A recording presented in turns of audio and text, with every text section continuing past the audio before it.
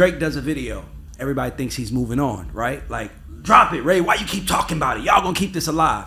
Then he drops a Nokia video, and the whole video is basically a subliminal jab at Kendrick and what he's doing. So it's like, my question to people that love Drake so much. It was like as if he's mocking Kendrick Lamar in this. Kendrick Lamar like aesthetic on purpose, maybe to like make fun of him or mock him in his own way. All over Twitter, he's robbing his style. He's robbing the way that they filmed it. Yes, Drake's making fun of Kendrick. Congratulations. This is what y'all wanted. Y'all wanted them to go back and forth. I didn't even get a real music video. I got a mock fest. It feels like he might be mocking Kendrick also because of the music video having a basketball player, DeMar DeRozan in the music video. Shai Gilgeous-Alexander, SGA has SGA in the video. You do have the owls, multiple owls. Kendrick Lamar had an owl at the end of the Not Like Us video. That's what they're saying. It's biting. He's stealing his swag, guys.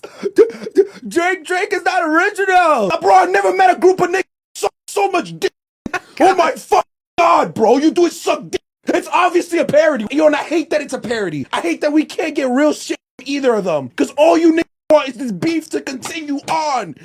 I hate this shit, bro. First reaction, the video's good. It could have been better. But if we're taking it as a subliminal towards Kendrick Lamar, I think it's funny. But like, I thought Drake was going to move on from this. Got the Drake black and white with the windbreaker and the headscarf. What did the Kanye handshake, just like Kendrick and Dave Free did the handshake. Yeah, guys, I think Drake and Kendrick Lamar are never going to be friends. I think this beef is never going to end. The whole next album's a diss track. Drake is going scorched earth on Kendrick Lamar, on everyone, on UMG, the next album. Never going to be friends ever again. Bro, it's Jay-Z. Oh my God, we're never going to get another Kendrick Lamar and Drake song. No Poetic Justice Part 2.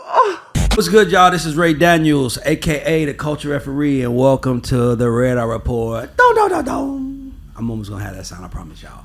And as you guys know, on this show, I talk about cultural events, I give my opinions, and I sit in a room with people from my team. So today I have Moski, Alex as always, and Dom is here. So we all might talk. Jody is in here too, so we all might say, you might hear a lot of different voices, but the whole concept is for us to get to resolutions about things in our culture. So like I do every time, Alex, Moski, what you got for me? What we talking about?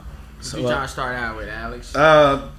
So the Nokia video went viral because people were saying it seems as if there's a ton of parallels to Kendrick Lamar's Super Bowl performance and Squabble Up video and things of that nature. So just wanted to see what your take was on the psychological warfare they playing out when it comes to this beef.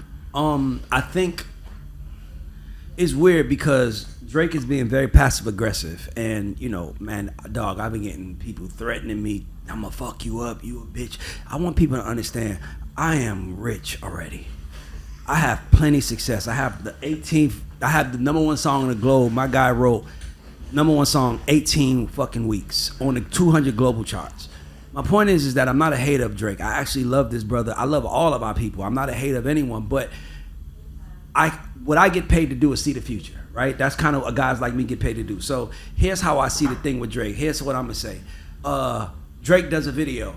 Everybody thinks he's moving on, right? Like, drop it, Ray. Why you keep talking about it? Y'all gonna keep this alive. Then he drops a Nokia video, and the whole video is basically a subliminal jab at Kendrick and what he's doing. So it's like, my question to people that love Drake so much is, so what you guys are telling me is that Drake can do and say whatever he wants. He can do everything he wants. He can do everything wrong, and everybody has to be quiet because he's more successful. And I'll say that's bullshit. The same way I'm not asking anybody on the podcast that's on the comments to stop sending me death threats. I'm not saying don't do that. I'm like, if that's what you feel, that's what you feel. My job is to ignore it. But Drake is trolling, and he's doing this thing that white folks do to black folks in corporate America. They know our buttons they're gonna push. He knows what he's doing. He's acting like he's not worried about it. He's moved on, he's rich. But then he does a video and it addresses it right there on the spot. So it's like, you're saying, your fans are all saying, drop it, drop it, drop it. But fans, can y'all do me a favor? Can y'all hit him and tell him to drop it? Tell him to move on? Tell him to stop worrying about Kendrick? Tell him to stop suing Universal? He took a major L, and now he's calling turmoil for everybody who he wants to. And that's just the game. But I guess in this world, we understand that people pick favorites. So something I want to tell y'all.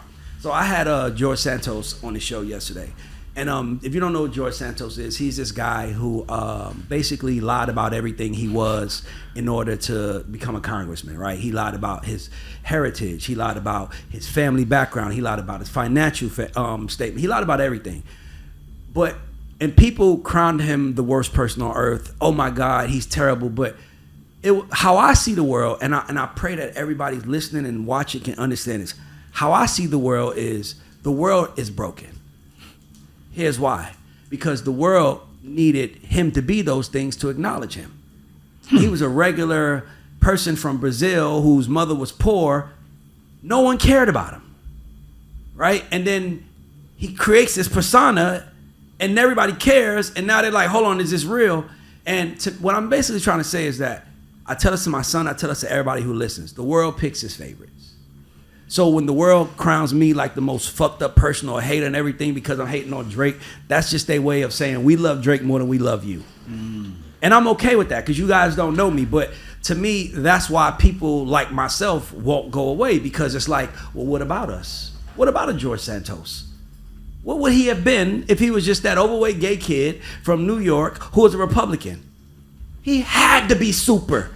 He almost went against the D. He had to show you that DEI don't work for everybody. And I'm only saying it to say that. I tell this to my kids. I tell this to anyone who will listen. The world picks its favorites, guys.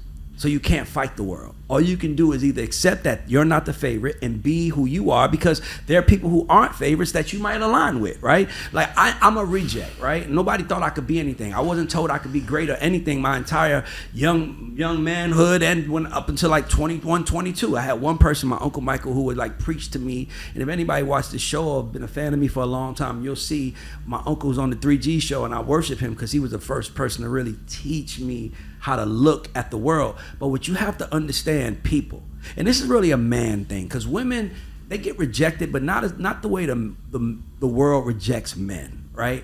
So women get rejected, but men are really always rejected, right? Unless you become Drake, unless you become a LeBron. And then you can't say nothing about those guys because the world loves them. And then you start doing what you're great at. Like Stephen A. Smith, he's great at talking. Then they want you to shut up. It's like, y'all don't understand what y'all are doing to yourselves and each other. I will never tell someone to stop talking, because I wouldn't want someone to tell me to stop talking. I would never tell someone, don't do that, or you can't, because I don't want anybody saying that to me. So for me, I give the world what I want, but what I always want is truth. So I'll give you guys an example, just to expose, because I'm really big on transparency.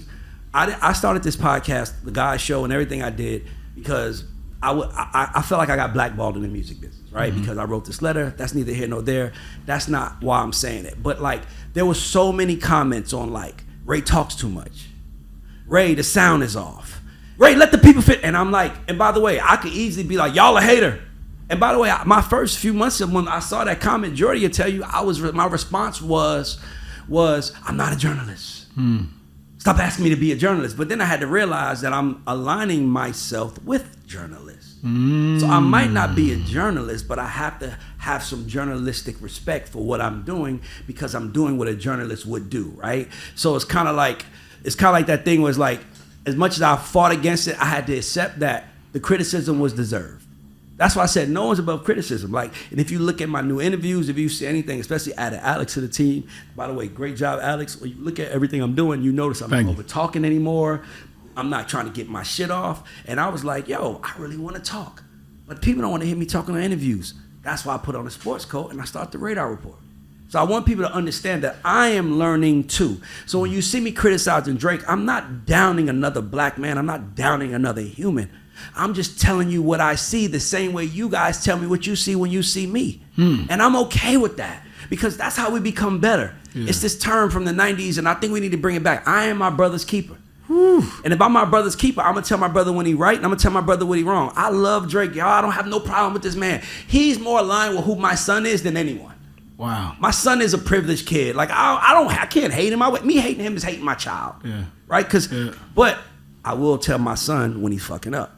And I will tell Drake or tell the audience that follows me when I think he's fucking up.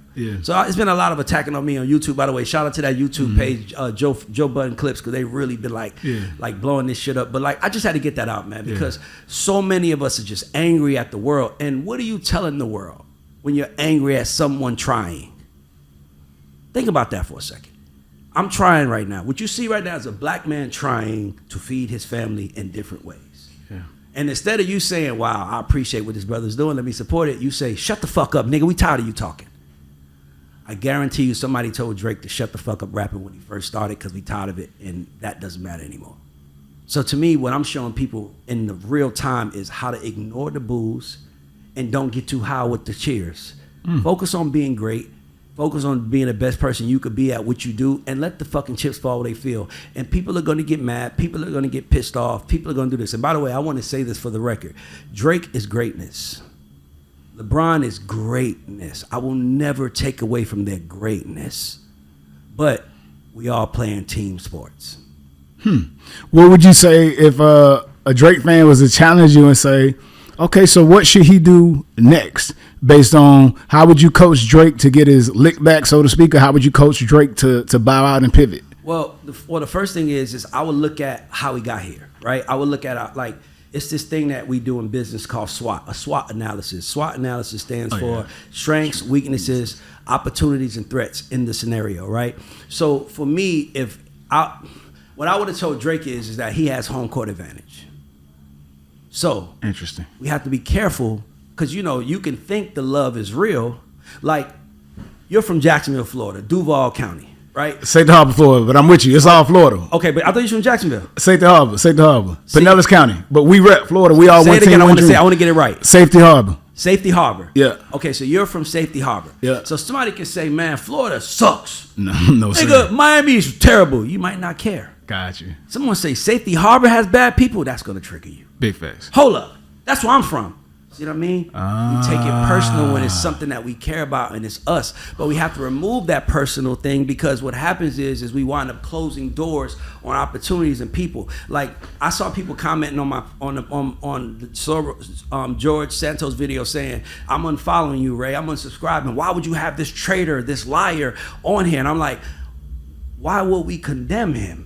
We've all lied at one point in time. We've all made mistakes at one point in time. Why do we condemn each other? Why can't we wait for somebody to fuck up to get canceled? I don't want Drake to get canceled. I want this nigga to go on and keep winning and making smashes for the world. But he's not playing the music game. He's playing the culture game. And what is my name? Ray Daniels, a.k.a. what? Culture referee. Okay, I'm only speaking on culture moves. Now, I don't speak on music moves he's making because musically he's great. But culture he probably doesn't understand because he's not from. So it's like if I come to Safety Harbor, they might treat me different than they treat me in the Bronx. Got you. They might have different rules, So it's like you just gotta learn the nuances of the communities and people that you're part. And what I would have told Drake is he has home court advantage. Number one. Number two, you can't divide the pie. Whew. Here's what I mean by that. I'm friends with a lot of people. If two people I'm friends with have a problem, then my job is to remain neutral. Don't divide the pie, because now you're making people choose his side or my side. So what Drake also did was, instead of saying, so here's a prime example, what Drake did when the basketball player was in the video, Rose, he could have just been like, yo, shout out to DeRozan. He's from Compton. He just represents his people. That's all he was doing. DeRozan wasn't trying to disrespect you. You still his man, but this nigga's from my block, bro. I got to show up for him. The same way SGA showed up in the Drake video.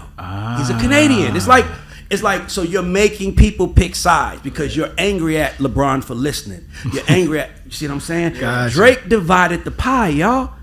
Listen, when Biggie and Pac was beefing, it was an East Coast versus West Coast thing. And your alliance was where you lived in the country. Am I right, Jordy? If you were a kid, you was from the East Coast, you was with fucking Big. If you was from the West Coast, the pie was divided already. That's why it was so prolific when they call it the East versus West Coast beef war, because then it became sides, right? Drake divided the pie when he basically said whoever is enjoying Kendrick is against me. He shouldn't have. That's a bad move, because now you just you drew a line in the sand that nobody even saw. They were just having fun. Nobody even knew that it was serious. It wasn't like you got to understand something. The Drake Kendrick beef wasn't like the Big and Pac beef. Yeah. The Drake and Kendrick thing was a battle. Gotcha. The Biggie and Pac thing was a beef. Gotcha. It was on site. It was when I see you, it's on. A battle is I'm gonna hit you, you gonna hit me. I'm gonna hit you, you hit me. So that's the difference in how it goes. But there's a home court advantage every time. Like every game is played somewhere except for the Super Bowl. And then even then, if you play it in an NFC venue or AFC venue, that determines the home team. So if you're playing in Atlanta, the NFC team is the host. So they still have ways to make you pick sides, but what Drake did was he divided the pie, and that's what really hurt him, because now, instead of us all being like, what you got? What you got? We in the middle of like loving this shit. We like, he's winning. Fuck me. What I do? I just said he was winning. He's up right now. Fuck you, nigga. Fuck all y'all. Y'all say he's winning. I hate all y'all. It's like, yo, he divided the pie. He made us pick sides. Go ahead, Moski. Nah, I was gonna say that proves your point even more. Like, the man's privilege. Like, he's just used to having his way. Exactly. You know what I'm saying? So it's like, it ain't going my way. You against me. Instead of just accepting it, like, okay, no, you feel me? Like, no love lost. Like, you just doing what you gotta do. You know what I'm saying? Every man takes a L at some point in time. Yeah. And he took a L, and instead of taking it, he divided the pie. He made Universal go over there with them. iHeart, y'all with him. Spotify, y'all with him. Everybody's with him. And it's like, no, they're not. Yeah. You're just losing. And if you would have just came back and hit him, you would. And that's why I hate talking about it, because if Drake is incredible, bro. Kendrick's catalog can't fuck with him. Facts. Kendrick don't have none of the fuck with him. But Kendrick is Mastros and Drake is Chick-fil-A. And I stress that. Mastros means we eat it when we can, and we happy to get it when we can. Chick-fil-A is what we have access to every day. Yeah. So Drake gonna give us an album, a double album, a feature album, a collab album, and Kendrick is gonna give us one every 3 or 4 years. And that's why it's so, when it comes, we cherish it. The old school way. Drake is actually king of the old school, the new school, and Kendrick is king of the old school, the way they do things. Kendrick still follows the Nas, Jay-Z, DMX pattern, where they're dropping music depending on where they are, not necessarily just dropping music because they want to stay relevant.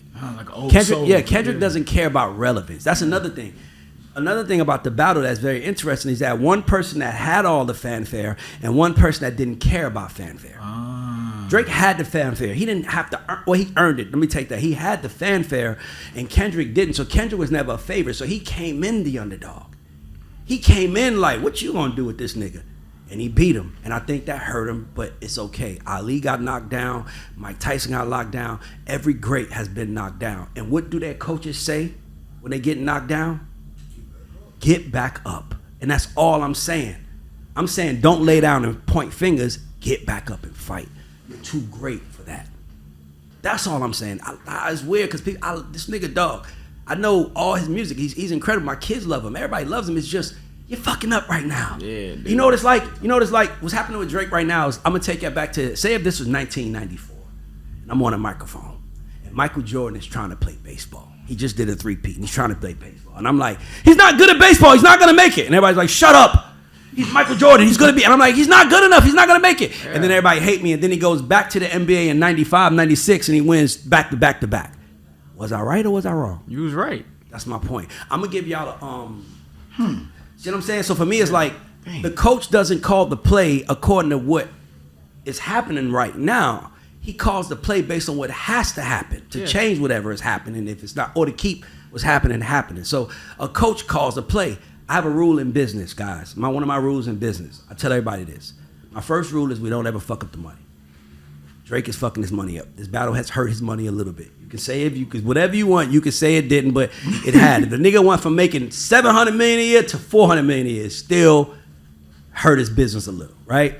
So that's the first thing. So war hurt his business. Like, there was no benefit for him to be in that. It was for the culture. And now he's making it about business. So he basically took one of the greatest moments in hip hop culture history, and now he's making it all about him and him suing. And that's why I say what I'm speaking about based on just culture. Just culture. That's all.